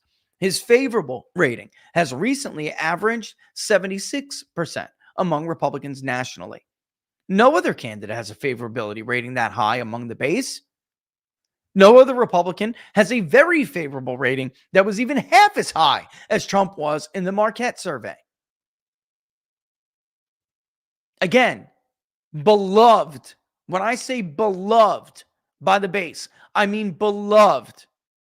And this is a poll that tends to understate Donald Trump's support and tends to understate how much Donald Trump is liked, especially in his own party. These numbers hold in Iowa and New Hampshire. Trump has the best favorability ratings of any candidate among GOP voters. In Iowa, he also has the best very favorable rating. No poll asked about very favorable in the Granite State. However, we just now know from the new Iowa caucus poll we just read, Harry's like hedging here and saying he didn't have the total favorable higher, than because DeSantis was like a point or so higher, but his very favorable was much higher. Well, now he is higher in both. No one is close with very favorable, and his combined puts him and DeSantis on the way down. He is pissed. Him, it's not just him. Although I've said this before, he's a grown-ass man. Look at the cheap shot he tried to take at Trump the other day with, I was braver for me to do this than for people to sign up and go to war. That's not what Trump said. Voters are not dumb. The Hamas remark. Remember that? Voters are not stupid. He's basically he keeps this up, he'll be put in the same category with Jeb and John Kasich. That's where he's headed. He has thoroughly pissed off MAGA. He followed his social media influencers and his stupid advisor, his super PAC's dumbass advisor. He followed them right off the cliff. And you get what you deserve. I'm sorry. Stop blaming his wife. Stop blaming, everyone gets their share of the blame, but he is a grown man. Trump's numbers were consistently weaker at this point in the 16 cycle. His, quote, favorable ratings were 15 to 20 points lower, depending on the poll. His very favorable rating was 20 to 30 points lower. It's hard to believe, but a November 2015 Bloomberg survey showed numerous other Republican candidates and former President George W. Bush with stronger favorable and very favorable ratings among Republican voters. Trump even had worse favorable ratings than Paul Ryan and Mitt Romney. At the most recent Republican primary debate, which Trump did not attend, like all previous ones, his 24 Republican rivals, with the exception of Chris Christie, seemed more interested in going after each other going after each on another than taking on Trump. I'm sorry, Harry, but you have some grammatical errors in this. I skipped over one already, but that has held true in all 4 GOP debates this year. The result of which has been Trump solidifying his advantage nationally, with no signs of a movement away from the frontrunner. Now, it's not clear that going directly after Trump would work for his top rivals. Christie, who has been consistently critical as Trump, has terrible favorability ratings among Republicans. Even in the Granite State, where he hopes to play, folks, more than 70% of Republican primary voters in New Hampshire hate Christie's guts. This may be part of the reason Trump's opponents seem to be allowing him to cruise unscathed. I said this months ago. I'll say it again, and I did it as a way to kind of Oh, yes, Laura found the ribbon. I'm sorry, guys. This was a big deal. Hold on. Yes. Now I am hungry.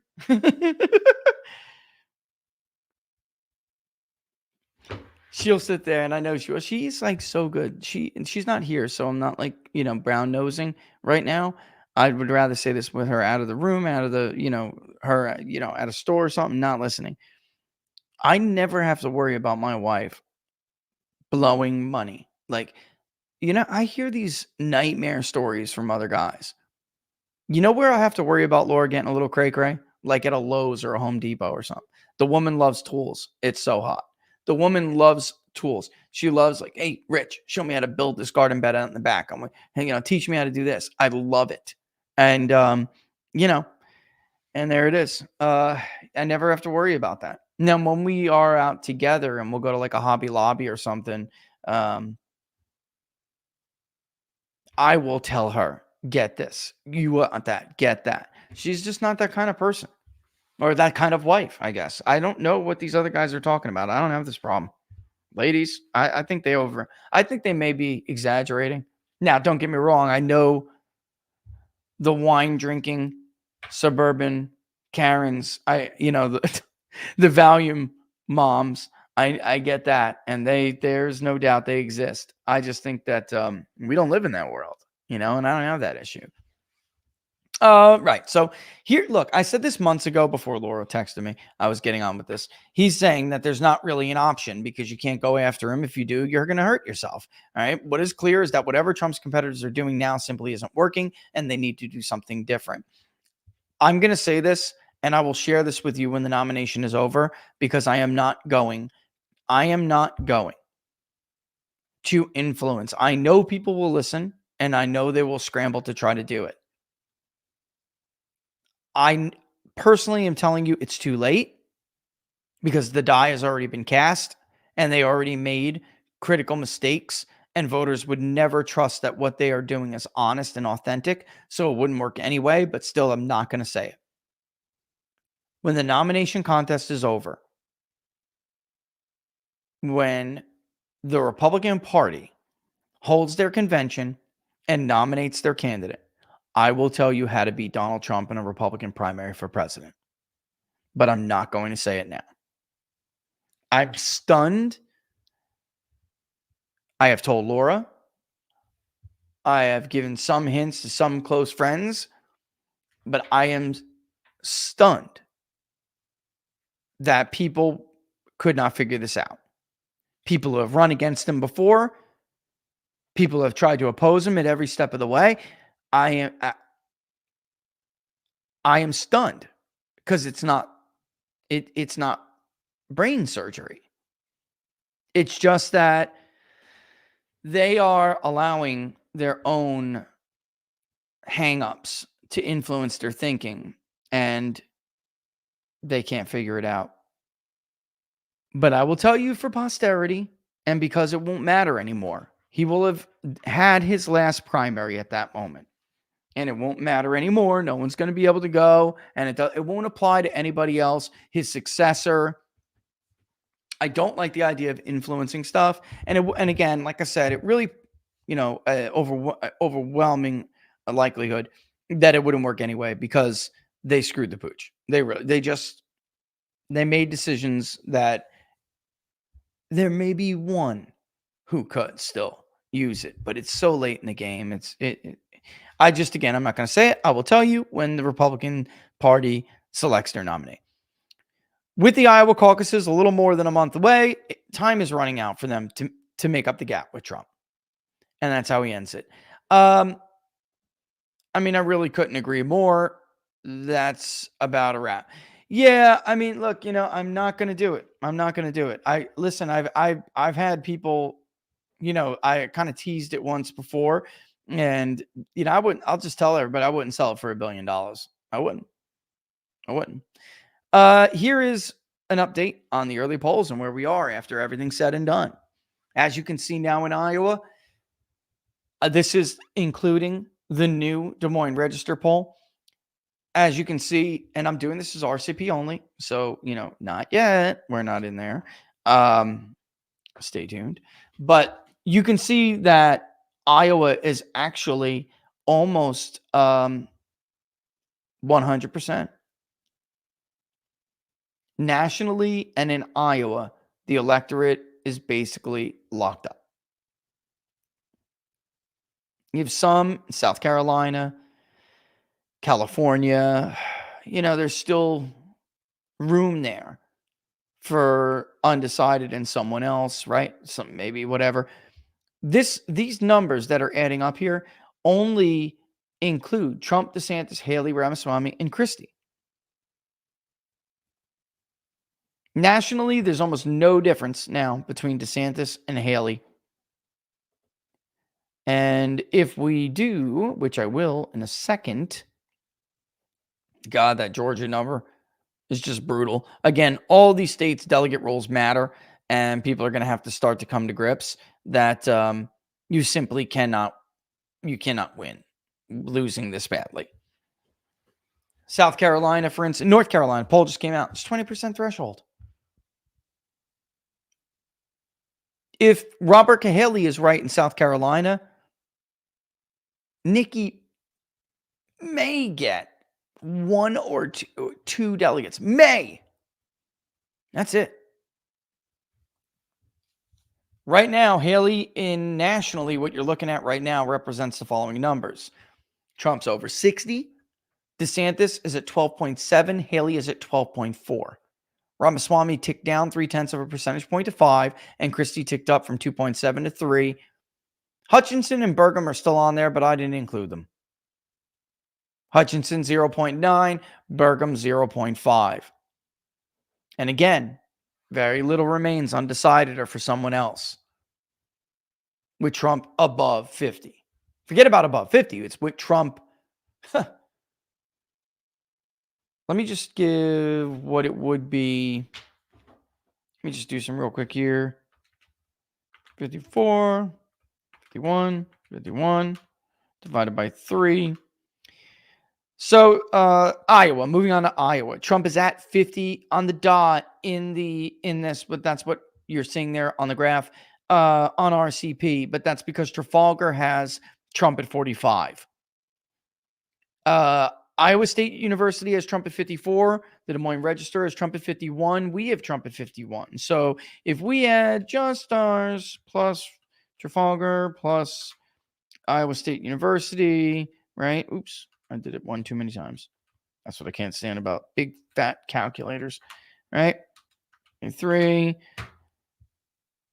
He's still above 50. He's still a little bit more above 50. It's 51 and change. So that Trafalgar poll really did bring him down. He really should more like be at, honestly, 52.5 is where he really should be. This is what I mean by an outlier. Okay, let me pull this down and show you what I'm talking about real quick. Okay. We should expect outliers, but when somebody has a lead this big, an outlier is not Trump is up by 35 points and now candidate B is got a lead. That's not an outlier. That's crazy and insane and way outside the mainstream that something is very, very wrong. An outlier, and I hate to say this, Robert, but it's true, buddy. Trafalgar is an outlier right now. Trump plus 32, Trump plus 36.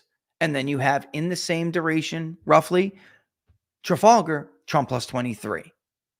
A roughly 10-point difference. That's an outlier. Trump plus 32, or Trump plus 36. That's ballpark. By the way, let's take a look at Michigan real quick. And because when I told you, that the Rust Belt poll did a great job foreshadowing where the polling in the rest of the month of December would be. Where would it go, right? We did a great job with that. And here we are. So for instance, Trump is at 61.8. I think Susquehanna and PPP have him a little high. All right. But CNN had him at 58. DeSantis at 15. Haley at 30. bringing the overall. Am I showing it? Yeah, I am. Okay. Just want to make sure. Without Laura, you guys need to make sure it's up. We had it 61.4 to 11.1 and 8.7. So very, very, very, very, very close. We're a little bit more bullish on Haley than everyone else aside from CNN. And I think that's the problem is that this was conducted. We're now, I understand what they're trying to do here, but these now are, somebody else needs to poll Michigan. Epic MRA did not poll Michigan. I would have thought they did when they did well, you got to do a larger sample. If they just did the general and their sample size was like 5 points, I mean, of 500 likely voters or something, they wouldn't have had the ability to do it. Let's see. Let's go down and find it because I know it is down here. Actually, I guess we'll have to do this.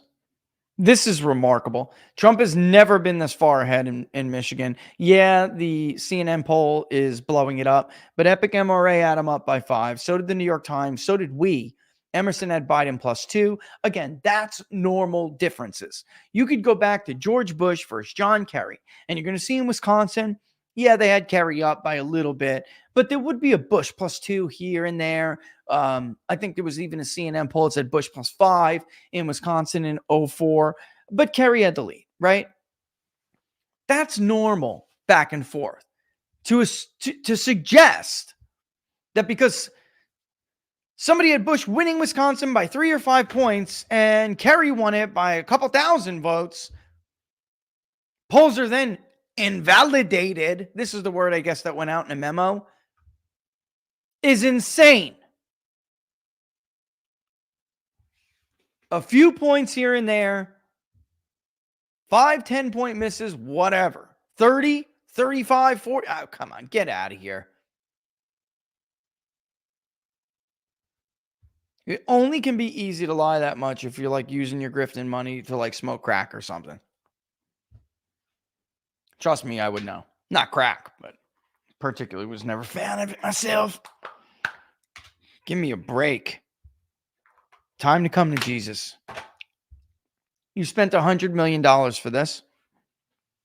You spent $100 million and told 100 million lies for this. Where's the get out the vote operation? Huh?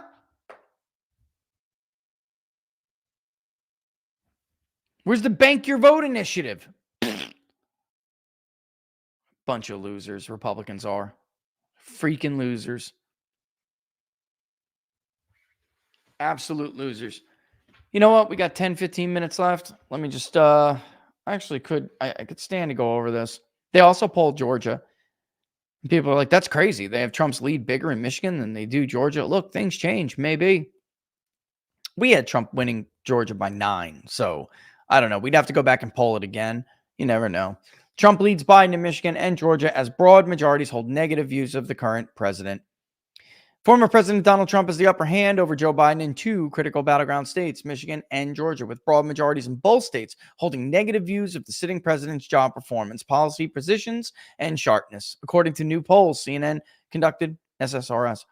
In Georgia, a state Biden carried by a very narrow margin in 2020.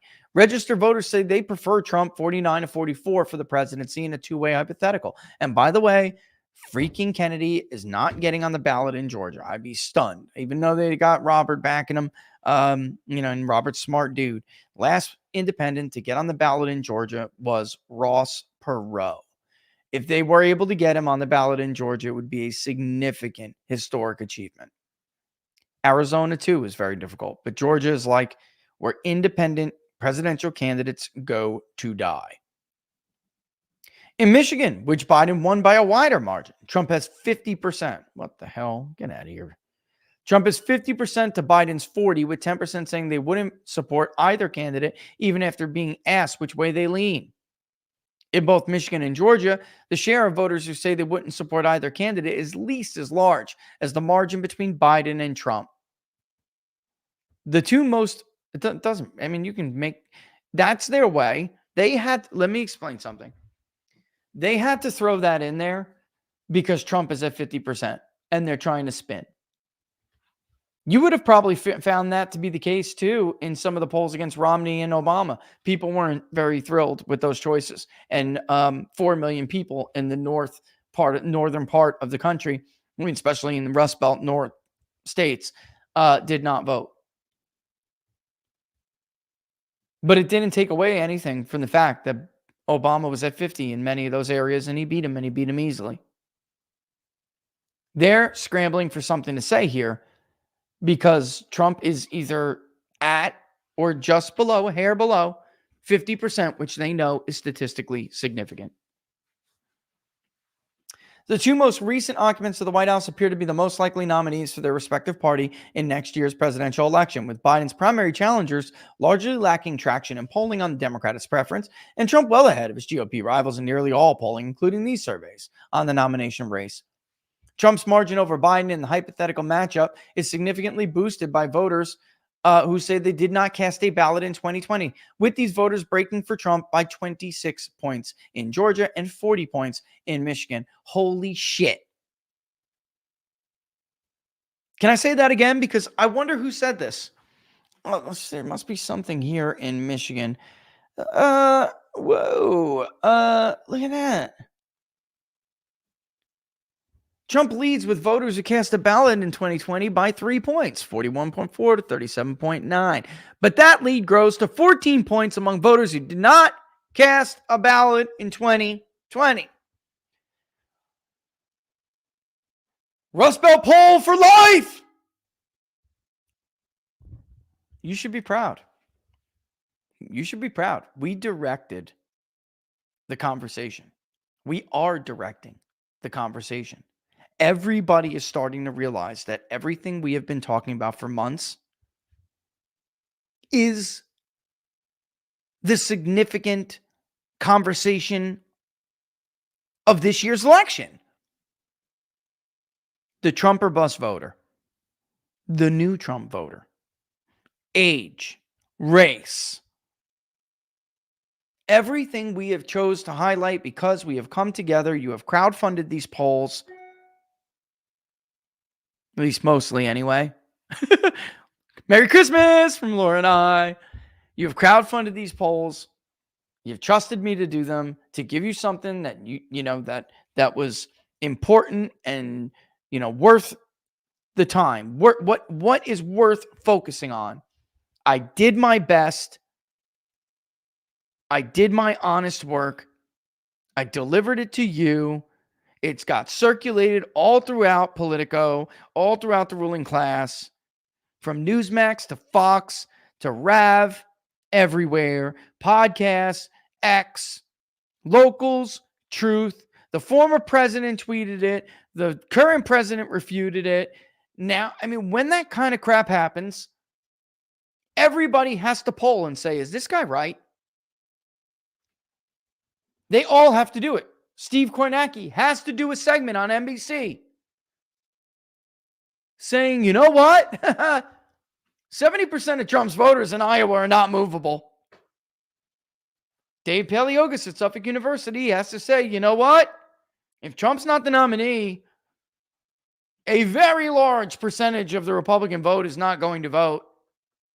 Ohio and Iowa are close if Trump is not the candidate. You know what? 18 to 29-year-olds are moving to Trump. Looks like that black vote share is real after all. New York Times. We also have Trump in the 40s when it comes to Hispanics. Fox News. Biden only leads by 7 points with Hispanics 52-45.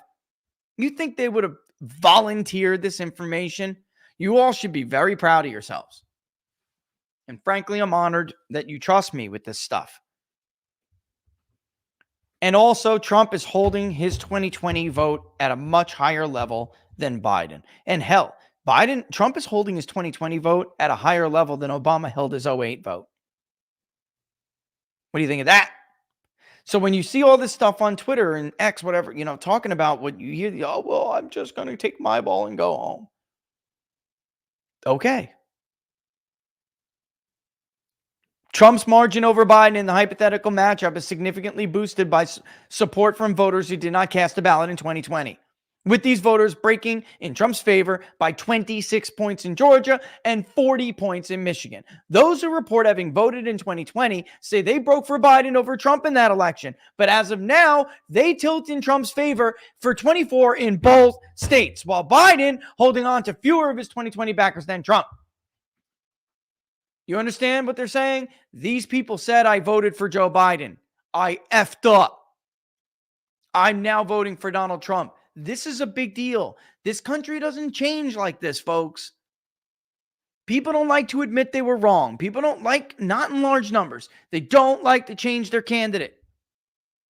They sure as hell don't like to change a president.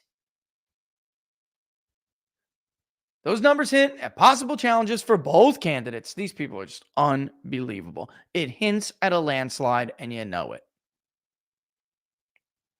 In Michigan, they only have Biden at 35% approval, 39% in Georgia. We haven't polled Georgia, although the Public Polling Project is up right now. You could help crowdfund the survey in Georgia. I looked recently, actually.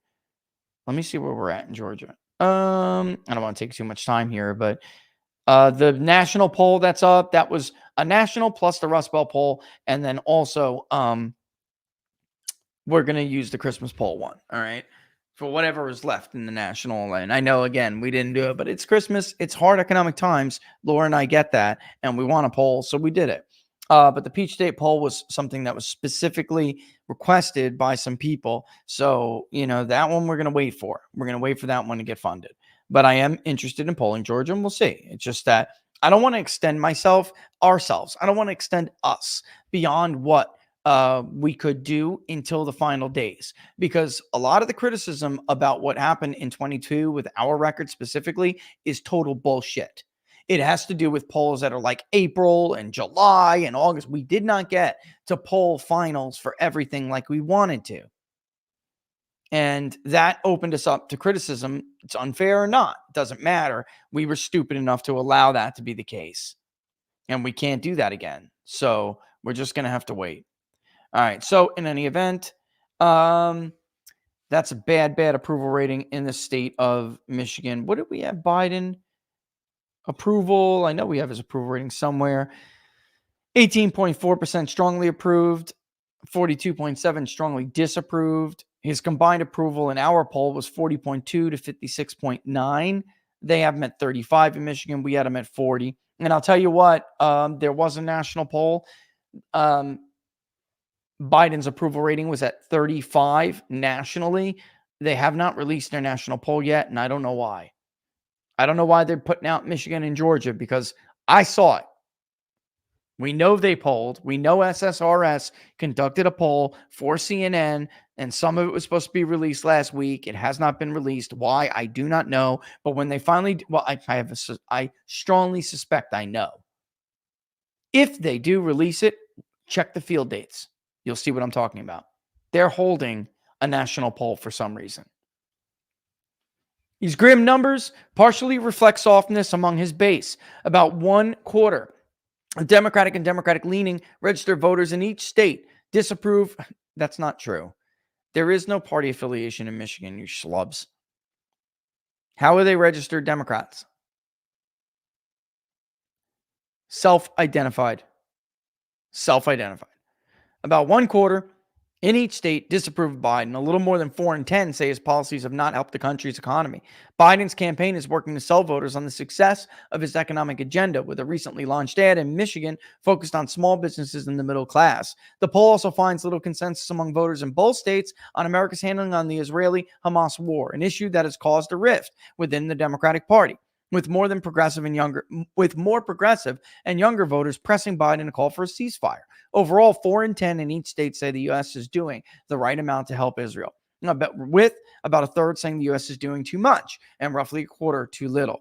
About half of the voters younger than 35 in both states, though, say the U.S. is doing too much. 49 in Michigan and 46 in Georgia, more than 20 points higher than the share of those age 50 or older, 23 in both states. More trouble spots with Biden for young voters. Most voters in both states say Biden, who's 81, does not have the attributes they're looking for in a president when it comes to his policy positions. 57% in Michigan and 56% in Georgia. His ability to understand the problems of people like them, 60 in Michigan, 56 in Georgia. And his sharpness and stamina, 69 in Michigan, 66 in Georgia. Holy crap.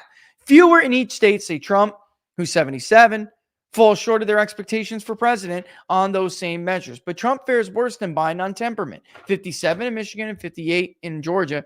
Temperament is always been an issue for Trump. Always. Yeah, that's just, I think it was Tony Fabrizio said, if it's about temperament, Biden, will have a better time. But if this is about competence and this is about job performance, Trump is going to kill him. Even among those who say they support Biden or Trump in 24, there are doubts about each candidate, right? There's no doubts about Trump's stamina. And mental acuity, people have tried to make a thing, but then he goes out in public and he wipes those fears away. Listen to this. Here we go. Only 9% of voters younger than 45 saying he's actually what they'd like to see in a president in terms of policy positions, Biden. And only 11% in Georgia and 9% in Michigan saying he's exactly what they wanted in terms of his ability to understand the problems of people like him. This is a major problem that people just think Trump is a better president. Younger voters in both states break in Trump's favor in a hypothetical matchup, 50-40 among voters under 45 in Georgia and 49-38 in Michigan. That's at least in part due to defections among Democratic-aligned younger voters. In both states, Biden carries more than 90% of the vote among Democratic and Democratic-leaning voters who are age 45 or older, but he holds just 78% among younger Democratic-aligned voters in the states and in Michigan, and 80 among that group in Georgia. Georgia voters largely approve of the charges brought against Trump, 52-47. 47% saying that if true, those charges should disqualify. Again, we're going to be talking about this for a long time. I just think this is something we all should be very suspect of. 46 say the same in Michigan.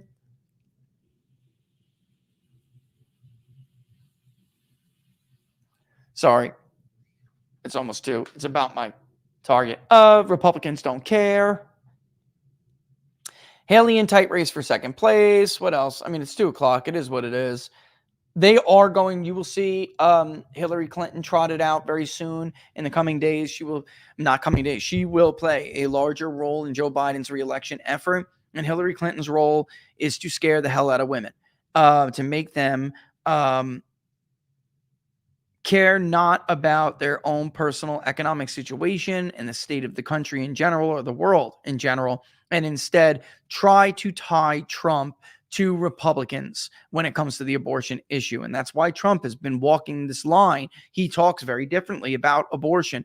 And I've told you that was wise from the very beginning. He is not going, or he doesn't want to get caught in the trap all these other candidates would get caught in. They killed themselves in a general election. I'm telling you, they did that.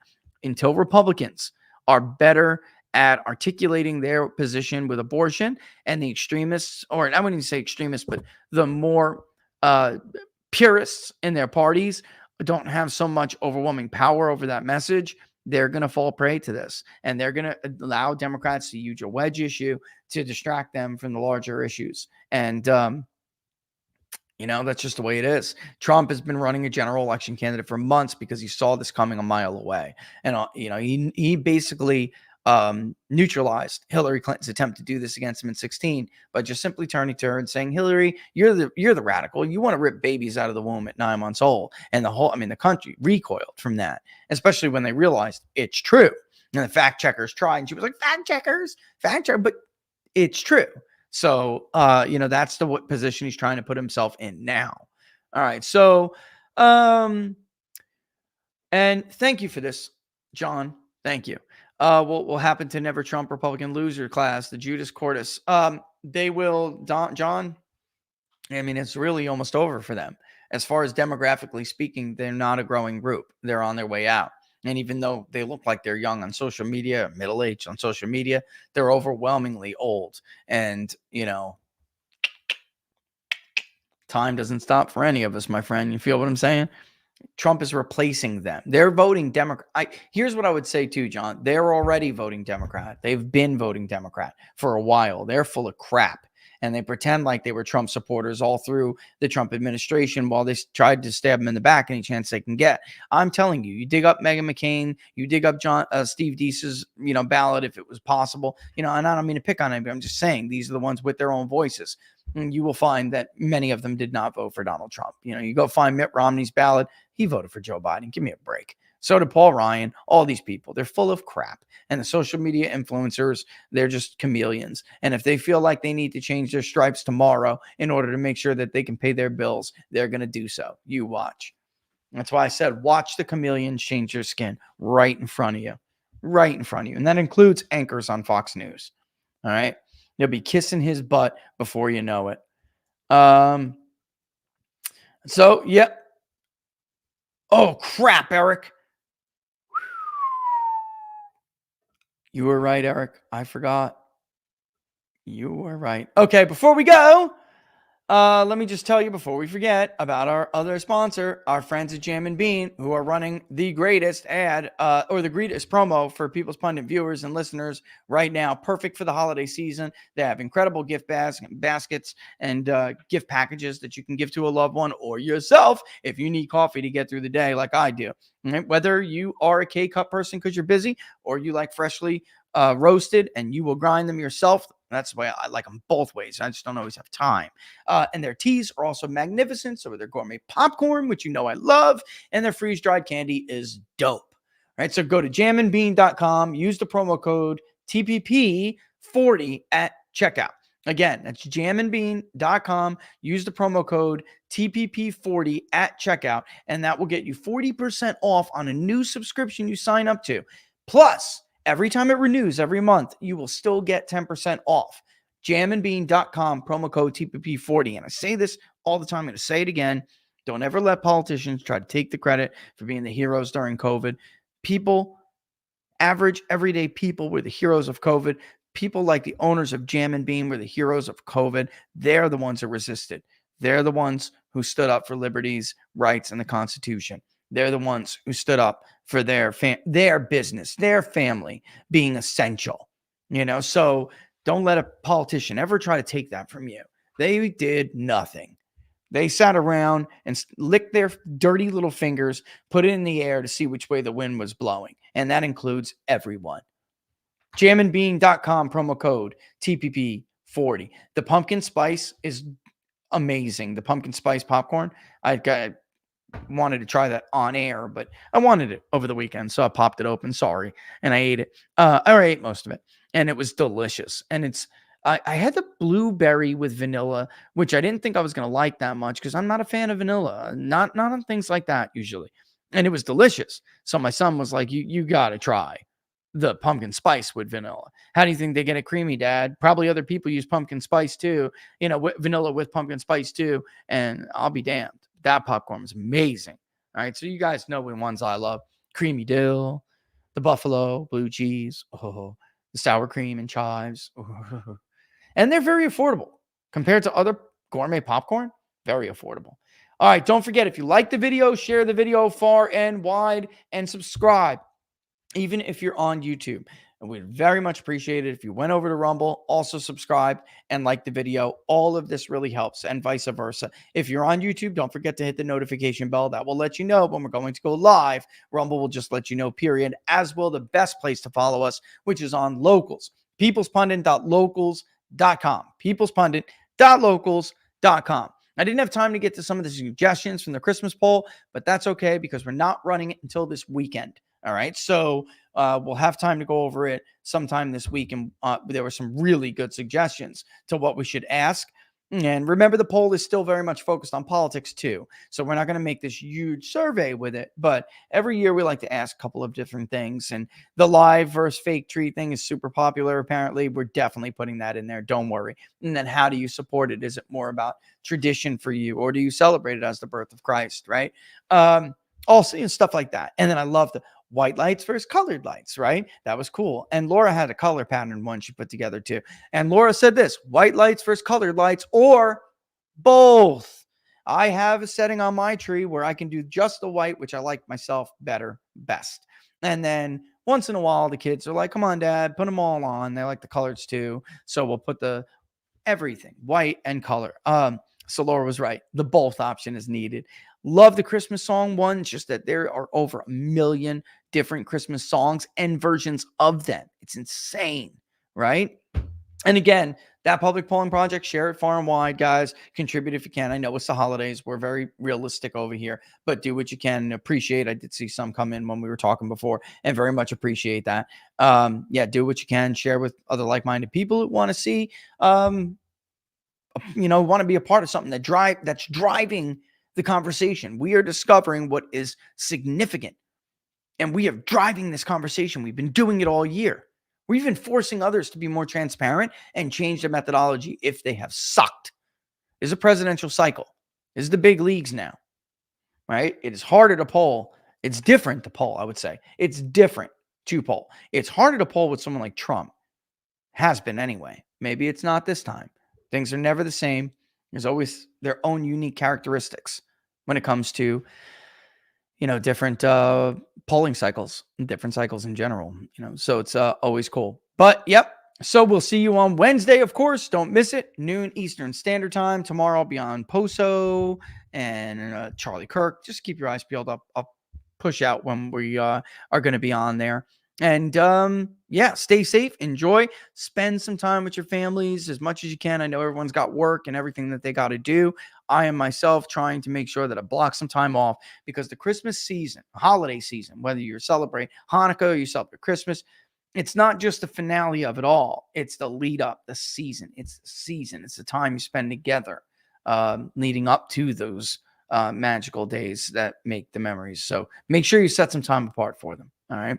Time moves by, as I'm finding out the hard way as I get older and older each year. And kids grow up quick. Marriages mature. Mortgages get paid. Life just flies. It flies, by. Or at least, God willing, all of that happens. So with that in mind, we'll see you Wednesday. None but love for you, folks. All the best. Take a victory lap. You deserve it. Take a victory lap.